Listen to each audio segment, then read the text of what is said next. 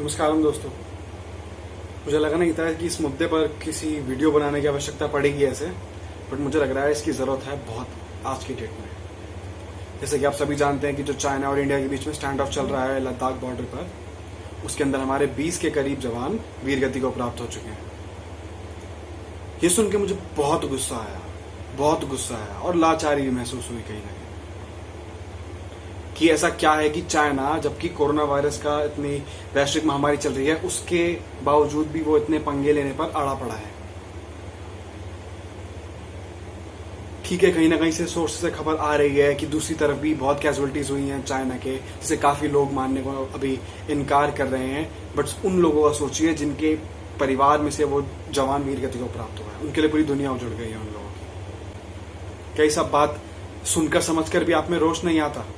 मुझे पता है लोगों में रोष आएगा, लोगों में गुस्सा आएगा, और वो फिर सोशल मीडिया पे या अपने पर्सनल सर्कल में ही बॉयकॉट चाइनीज प्रोडक्ट्स का नारा लगाएंगे या फिर ऐसा नैरेटिव क्रिएट करेंगे। बट क्या ये पूरी सॉल्यूशन है? खुद सोचिए, क्या आपको नहीं पता कि कितना रॉ मटेरियल जो है चाइना से इंडिया के अंदर आता है? इनफैक्ट जो कंपनीज इंडिया के अंदर भी कुछ मैन्युफैक्चर कर रही है, उनका रॉ मटेरियल्स भी कहीं ना कहीं चाइना से आ रहा है। मतलब उनका फायदा अल्टीमेटली किसी ना किसी तरह से हो ही रहा है।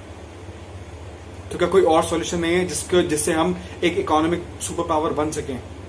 और चाइना जो कि इकोनॉमिक सुपर पावर है और उस पर उछलता है, उसको हम कम से कम कोई उद्दंडता अपने देश के साथ ना करने दें। क्या कोई तरीका है ऐसा? सबसे पहले मैं बात करना चाहूंगा अपने युवा भाई और बहनों से। जैसा कि आप सभी को पता है कि भारत एक डेवलपिंग नेशन है, एक डेवलप्ड नेशन नहीं। यानी कि आपको यहाँ पे गली गली में, मोहल्लों में, शहरों में, गांवों में बहुत सारी प्रॉब्लम्स मिलेंगी। आप क्यों उन प्रॉब्लम्स को सॉल्व नहीं करते हैं? आप क्यों उन प्रॉब्लम्स को सॉल्व करने के लिए आगे नहीं आते हैं? आप क्यों उन प्रॉब्लम्स के बेसिस पर बिजनेस खड़ा नहीं करते हैं? क्यों आप उस बेसिस पर पैसा नहीं कमाते हैं, पावरफुल नहीं बनते हैं? क्यों आप सिर्फ सरकारों को, प्राइवेट कंपनीज को, इन सब की नौकरी की तलाश में ही रहते हैं? आप खुद क्यों नहीं आगे आते हैं? सरकार की नौकरियां और प्राइवेट नौकरियों की भी एक लिमिटेशन है। वो सारे यूथ को, सब वर्कफोर्स को एक बार में नहीं जॉब दे पाएंगे। आप क्यों उस बारे में सिर्फ रोते रहते हैं कि जॉब नहीं है, हालातों का रोना, सरकार का रोना, किसी ना किसी का रोना? आप अपनी ताकत को पहचानिए, आप आगे आइए। मेरे कहने का ये अर्थ नहीं है कि आप लोगों को नौकरी के लिए देखना ही नहीं चाहिए या फिर नौकरियां बेकार है या हम लोगों को IAS IPS की जरूरत नहीं है। हमें बिल्कुल जरूरत है। हमें सरकार में भी अच्छे लोगों की, प्राइवेट कंपनीज में भी, हर जगह अच्छे लोगों की जरूरत है। लेकिन इसका मतलब ये नहीं कि कुछ पोस्ट के लिए लाखों लोग लगे पड़े हैं। उन्हें, लोगों को पता है कहीं ना कहीं कि उनके अंदर वो उतना कैलिबर नहीं है या उनका इंटरेस्ट तक नहीं है, फिर भी उसके पीछे लगे हुए हैं। अपना पैसा, समय, सब कुछ व्यर्थ कर रहे हैं और एक फेलियर की तरह जिंदगी जी रहे हैं। अगर आपको ये चीज समझ में आ गया कि कॉम्पिटिटिव एग्जाम या किसी तरह की सरकारी नौकरी आपके लिए नहीं है, या फिर वहां पे कॉम्पिटिशन बहुत ज्यादा है, तो कुछ और कीजिए, बिजनेस कीजिए, एटलीस्ट कोई दुकान ही खोलिए, कुछ तो वैल्यूएबल करिए, रादर देन एक फेलियर की तरह जीना। और पता आप लोगों को भी है कि सरकारी नौकरियों की इतनी डिमांड क्यों रहती है इंडिया के अंदर?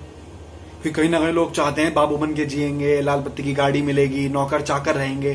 कभी सोचा कि आप कितना काम कर सकते हैं उसके थ्रू? आप कितने लोगों का भला कर सकते हैं? नहीं, वो पहली इंस्पिरेशन है ही नहीं। पहली इंस्पिरेशन है कि जितनी मर्जी चाहो छुट्टी है, जितनी मर्जी चाहो रिलैक्सेशन है, काम करने कोई प्रॉब्लम नहीं है, कोई नौकरी से बाहर निकालेगा नहीं। ये सब तो हमारे पेरेंट्स और समाज बताता है हमें कि ये फायदे हैं सरकारी नौकरियों के लिए, ये सेफ्टी एंड सिक्योरिटी मिलती है। कैसी सेफ्टी एंड सिक्योरिटी है? एक प्रकार के लोग और पाए जाते हैं इस देश के अंदर जिनका मानना है इस देश का कुछ नहीं हो सकता। अच्छा, कुछ नहीं हो सकता तो छोड़ दो फिर ये देश, चले जाओ उस देश जहां पसंद है, जहां पे बहुत बढ़िया कुछ हो रहा है। लेकिन नहीं, वहां जाने का दम नहीं है, इसके लिए कुछ बढ़िया कर नहीं सकते हैं, निरंतर निराशावाद फैलाते रहेंगे, हमेशा नेगेटिविटी, हमेशा नेगेटिव। इस देश का तो कुछ हो नहीं सकता, यहाँ के लोग ऐसे, यहाँ का ये ऐसा, यहाँ का वो ऐसा।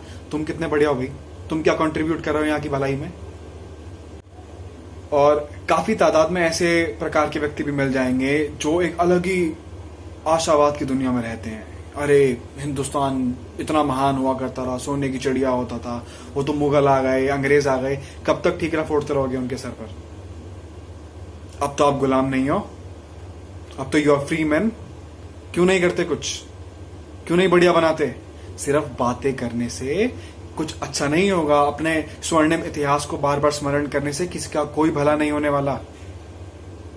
प्रॉब्लम के सॉल्यूशन के साथ आइए, रिस्क लीजिए, एफर्ट्स कीजिए और कुछ बेहतरी की और कदम बढ़ाएं। सिर्फ 15 अगस्त को और 26 जनवरी को नारे लगाने से आपका काम पूरा नहीं हो जाता। और ये मैं कैसी मेंटालिटी देख रहा हूं लोगों में, फ्रीडम फाइटर्स को वो लोग सपोर्ट तो बहुत करते हैं, उनकी इज्जत तो बहुत करते हैं, लेकिन ये क्या मेंटालिटी हुई कि भगत सिंह तो होना चाहिए लेकिन मेरे नहीं, पड़ोसी के घर होना चाहिए। क्यों भाई?